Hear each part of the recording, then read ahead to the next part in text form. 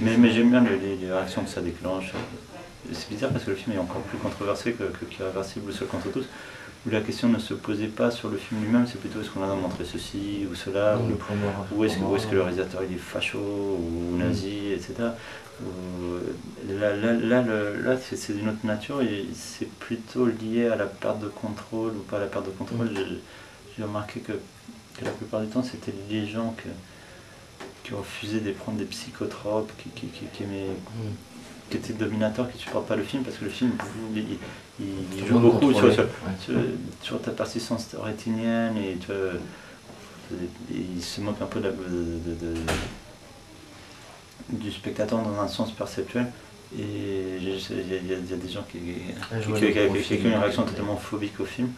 Et j'ai eu peut-être les meilleurs papiers et les pires papiers de ma vie avec ce film-ci. C'est vrai.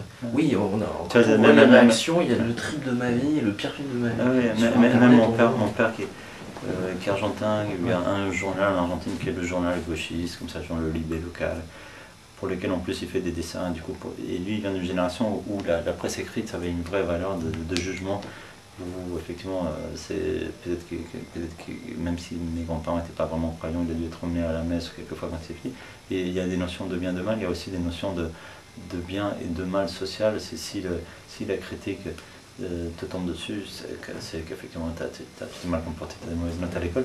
Je crois qu'il est plus sensible et qu'il ne comprend toujours pas pourquoi j'aime bien avoir des mauvais papiers, et que des fois j'accroche les pires papiers que j'ai mis au-dessus de mon bureau parce que c'est pour me rappeler. Mais c'est un jeu pour toi aussi. Ouais, c'est un jeu, mais je crois que lui vient d'une génération où c'est pas exactement ça. Et dans ce journal qui est pour lui le journal qui compte là-bas, je sais pas, le journaliste avait pété un câble, il disait voici le plus mauvais film montré dans le festival de Cannes, tout le monde est d'accord dans les bars, dans les couloirs du palais, dans la rue, c'est la pire chose qui soit arrivée au festival de Cannes depuis le début de son existence. Voilà, c'est rigolo. Pour moi c'est comme, je crois que c'était dans le New York Times, il avait dit de Guillemot d'Harmonicon que c'était le pire film de l'histoire du cinéma. Je dis voilà, c'est tout bénef, c'est bien. C'est le plus quelque chose quoi. Mais mon père, il n'avait pas digéré. Je lui ai dit, mais t'inquiète pas, papa, trouve-moi son adresse, trouve-moi son code, je vais lui péter la gueule, etc. Ce que je ne vais pas faire, mais juste, c'était pour me faire rigoler. Et du coup, effectivement, j'ai croisé des journalistes argentins, et puis j'ai dit aux journalistes, tu connais un tel, ouais, bah, tu dis de ma part que l'intérêt à courir quand tu vas me croiser, parce que je vais me fracasser jusqu'au sang. Et ce que bien sûr, je ne vais pas faire, mais ça m'a amusé, parce que je sais qu'il va avoir l'info, etc. Oui, et puis en plus, voyons. Mais du coup, j'ai dit à mon père, j'ai dit à mon père, t'inquiète pas, ça y est, il est prévenu, je dis fragasse. Il n'y aura plus jamais de mauvaises critiques dans le journal. Je ferai passer le mot. Je me rencontre quelque part, ça m'a fait plaisir d'avoir un super livre. Mais alors justement, je me souviens d'une réaction à la conférence de presse à Cannes sur quelqu'un qui t'a demandé pourquoi tant de misère, où tu avais l'air surpris, c'est pourquoi des prostituées, pourquoi des stripteaseuses. Voilà, il y a des gens, il y a quelques personnes qui m'ont reproché de m'occuper de personnages misérables, mais c'est comme pourquoi au cinéma tu vas montrer des héros alors qu'on a vu des héros, moi je ne connais pas, tu connais des gens qui font bien leur métier, tu as des flics qui font bien leur métier, tu as des bouchers qui font bien leur métier, tu as des dealers qui font bien leur métier, je sais pas, mais pourquoi quoi c'est un métier où il y a des risques, un voleur, un mec qui rentre par la fenêtre et qui pique des trucs, et s'il fait mal son métier, il finit en taule, donc c'est un mauvais voleur, c'est lui qui se fait attraper. J'ai l'impression que c'est un des trucs qui gênent les gens, tu vois. Mais ils disent, ouais, certains en tout cas. Je pense qu'effectivement, quand tu vois ce petit gamin de 20 ans qui dit des trucs au Japon, je crois que surtout il est un peu inconséquent, quoi. Ou inconscient, tout ce qu'il veut dans la vie, c'est faire la fête, tirer des coups avec des jolies filles, parce que pour lui, c'est ça le nec plus ultra de l'existence, c'est baiser des Français avec des jolies japonaises ou des jolies gonzesses. J'en connais un paquet à Paris qui sont comme ça. Sauf que peut-être qu'ils vont pas jusqu'à dealer ou se mettre en danger. Lui, après, soi-disant, il fait ça aussi pour aider sa soeur. Tu le montres aussi, c'est un truc qui lui arrive, comme ça peut arriver à plein de gens.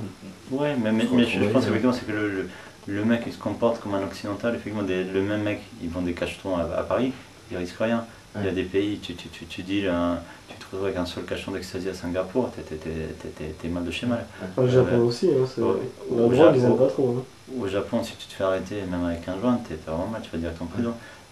Et du coup, effectivement, c'est comme si tu prenais quelqu'un qui a ses habitudes new-yorkaises ou parisiennes et tu le mets en contexte. D'ailleurs, effectivement, je pense que les gens qui voient le film ne pensent pas que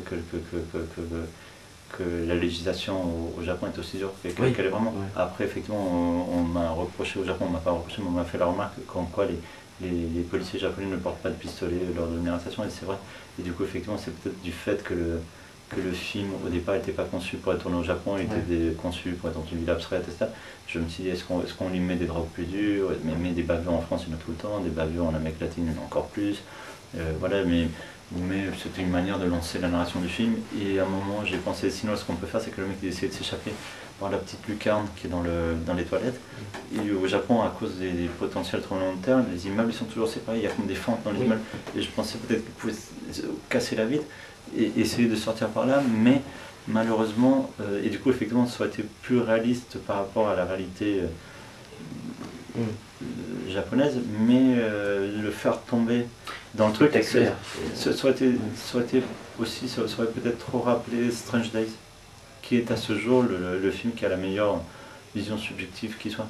Et du coup, le film tourné en caméra subjective. Oui, le début de Strange Days, c'est en vision subjective, et à la fin, il y a le mec, il tombe dans le vide au bout de 15-20 minutes. Et je me suis dit, ça me ferait chier parce qu'on va me comparer le début du film à Strange Days. Et du coup, je me suis pris cette liberté par rapport à la... Oui, mais c'est cinématographique, quoi, en même temps.